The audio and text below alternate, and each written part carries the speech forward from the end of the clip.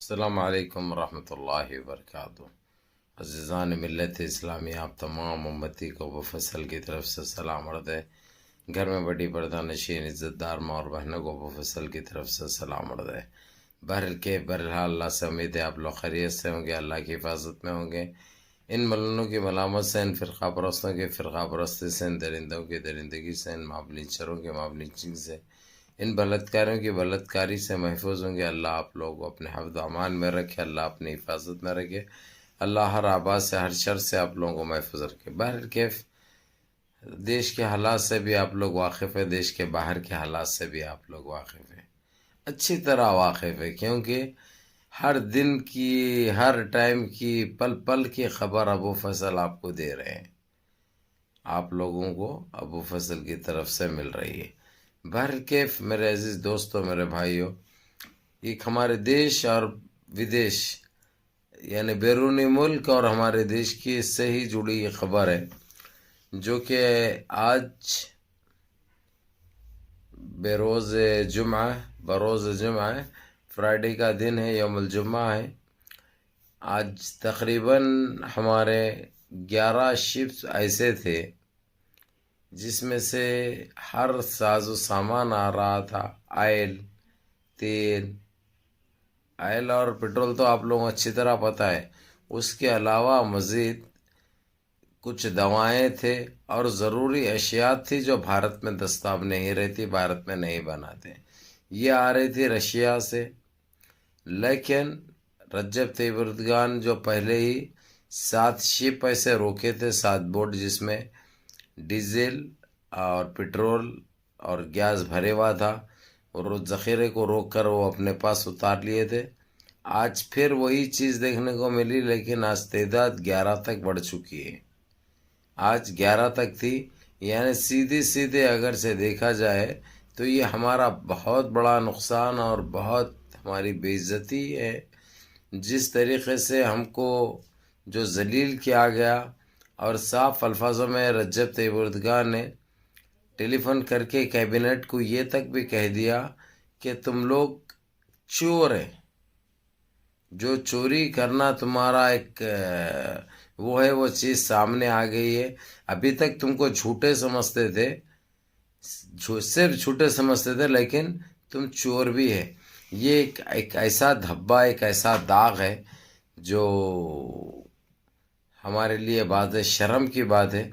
اس کے ذمہ دار کون ہے؟ اس کا ذمہ دار ہمارے جملہ منتری، ہمارے پھیکو منتری ہے۔ جس طریقے سے رشیا کے ساتھ گپت معاہدہ کیا تھا، انہوں نے کوڑیوں کے دام پر تیل خریدا تھا، کوڑیوں کے دام پر، یعنی 20% دے کر لیا تھا، جبکہ 60% ہمارا پڑوسی ملک پاکستان دینے کو تیار تھا رشیا کو، لیکن رشیا اس کو بیچنے کے لیے تیار نہیں تھا۔ اس کی وجہ چائنا کے ساتھ جو نزدیکیاں ہیں اس کے، پاکستان کے، اس کو مد نظر رکھتے ہوئے اس نے ایک سطح سے خالی کر دیا، خارج کر دیا، اور صاف الفاظوں میں کہہ دیا کہ ہم تم کو نہیں دیں گے۔ لیکن بھارت کے ساتھ پرانے تعلقات کے بنیاد پر اور اچھے تعلقات کی بنیاد پر یہ رشیا نے یہ معاہدہ کیا۔ یہ چل رہا تھا، یہ کب سے چل رہا تھا معلوم نہیں، لیکن جیسے ہی ترکی کو پتہ چلا، رجب طیب اردگان کو، اب یہ قہر نازل ہو چکا ہے۔ اب حالانکہ یہ ذخیرہ کر چکے ہیں، یہ لوگ تقریباً 15-20 دن سے لے رہے تھے برابر، جب تک ترکی کو اعتراض نہیں تھا، اور ترکی یا ہو سکتا دیکھے نہیں تھا۔ لیکن جیسے ہی ترکی کو معلوم ہوا، ترکی نے پہلے وارن کیا، پہلے خبردار کیا کہ یہ راستہ سمندر کا اس کی طرف سے جانا پڑتا، اس کے راستے سے، جو میں برداشت نہیں کرتا، پھر نہیں تو پھر میں دوسرا کام کروں گا۔ یہ کہنے کے بعد بھی یہ لوگ ایک کان سے سن کے دوسرے کان سے اڑا دیتے ہیں۔ یہ پرانی بیماری ہے ان کو، اس لیے ان کی اوقات ان کو دکھاتے، لیکن یہ لوگ یہ نہیں سوچتے کہ ان کے ساتھ 140 کروڑ لوگ ہندوستانی جڑے ہوئے ہیں۔ 140 کروڑ کی بے عزتی ہوتی ہے، خالی دیش کی نہیں ہوتی، سارے دیش واسیوں کی بھی بے عزتی ہوتی ہے۔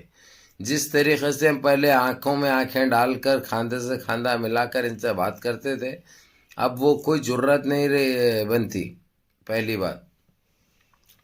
دوسری چیز، اس کے اوپر جس طریقے سے سختی برتی ہے رجب طیب اردگان نے، یہ بڑی امید تھی کہ جی سی سی کی طرف سے کوئی اپیل ہوگی رشیا کو قابو کرنے کے لیے، رشیا کو روکنے کے لیے ان چیزوں پر، لیکن کوئی بھی اس چیز میں بیچ میں آنے کو بھی تیار نہیں ہے۔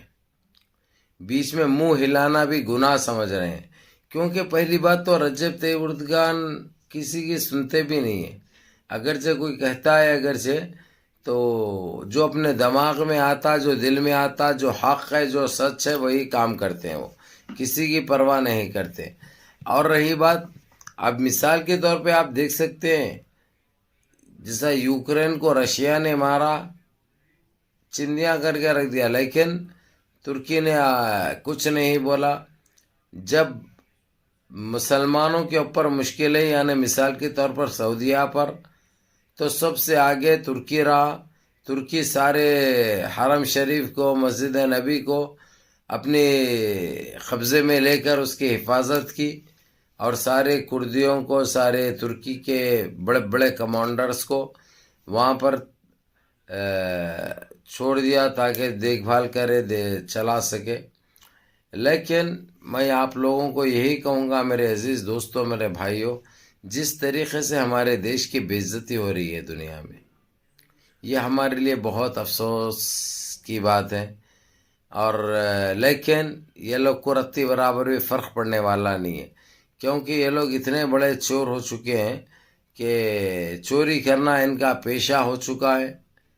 لیکن اس سے ہماری کنٹری کی ساکھ پہ دھبا لگ رہا، ہماری کنٹری کی عزت پہ دھبا لگ رہا، لیکن اس کی پرواہ ان کو ہرگز نہیں ہے، اس کی پرواہ ان کو ہرگز نہیں ہے۔ بہرحال میرے عزیز دوستوں، میرے بھائیوں، اس وقت حالات بڑے کشیدہ ہیں۔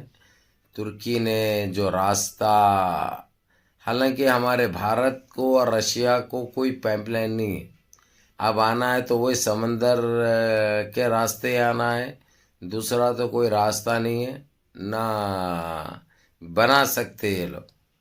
اگرچہ کوئی پائپ لائن رہتا، اگرچہ تو چلو بھائی کام بنتا تھا، اب لیکن جس طریقے سے یہ ترکی نے جو روکا ہے بھارت کے جہازوں کو، سارا ساز و سامان جو اتار لیا ہے ترکی نے، کیونکہ رولز ہے بھائی وہ انٹرنیشنل سطح پر، اگر جب تم خلاف ورزی کریں گے تو تمہاری کوئی چیز لوٹی بھی جائے گی تو سامنے والا چاہے تو واپس کر دے سکتا، یا اپنے ملک میں، ملک کو قبضے، اپنے ملک کے اس سے کر سکتا، جو بھی قبضے میں آ جائے گا اس کے۔ اب رہی بات، ہمارے دیش نے بڑی کوشش کی کویت سے، قطر سے، بحرین سے، عمان سے، تاکہ امریکہ سے، اب امریکہ تو بیچ میں نہیں جائے گا، جبکہ ترکی کی واہواہی کرنے سے نہیں ٹکرا امریکہ بھی۔ کل تک ترکی کا دشمن تھا امریکہ، پابندیاں عائد کرتا تھا، اس کے اوپر بڑے کستا تھا، لیکن اب خاص متر بنے ہوا ہے، خاص دوست بنے ہوا ہے، اور بچے کچھ پابندیاں بھی ہٹا چکا ہے امریکہ۔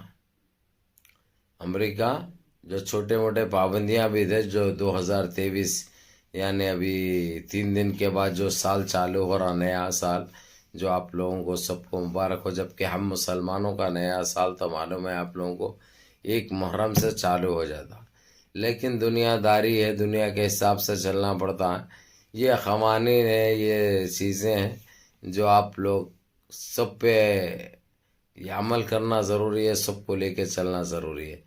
تو میرے عزیز دوستوں، میرے بھائیوں، بہرحال آپ لوگوں کو یہی کہہ دوں گا میں کہ ہمارے دیش کے حالات بڑے عجیب ماحول میں جا رہے ہیں، نہ تو ہمت ہے بات کرنے کی، نہ تو طاقت ہے ان سے مقابلہ کرنے کی، اس لیے وہ لوگ جو کچھ بھی کریں عزت سے، شرافت سے برداشت کرنا ہے، اس کے علاوہ کوئی دوسرا راستہ نہیں ہے۔ بہرکیف میرے عزیز دوستوں، میرے بھائیوں، منظم رہیے، متحد رہیے، اپنی صفوں میں اتحاد برقرار رکھیے، نمازوں کی پابندی کریے، بڑوں کے احکام پہ عمل کریے، اور اپنے اس بھائی کو بھی دعاؤں میں یاد رکھیے. بہرکیف اجازت چاہتا ہے آپ کا ہے بھائی. جزاکم اللہ خیر. اللہ اپنے حفظ و امان میں رکھے، ہم سارے امتی کو اللہ اپنی حفاظت میں رکھے.